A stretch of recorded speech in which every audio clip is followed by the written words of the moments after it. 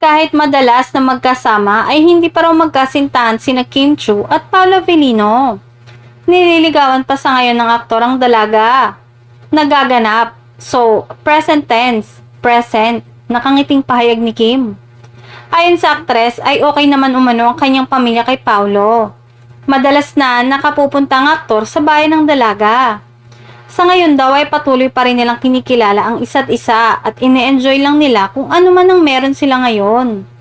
Dagdag pa ni Kim, hindi rin naman daw sila nagmamadaling pumasok sa seryosohang relasyon.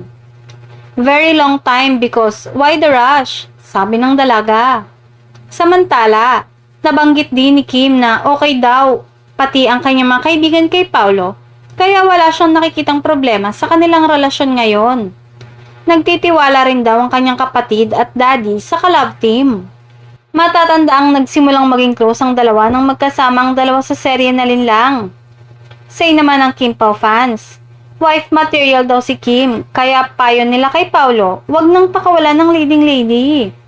Yung isang fan, tinawag si Kim na Mrs. Kimberly Chu Avellino na para bang sigurado siyang sila ni Paolo ang endgame.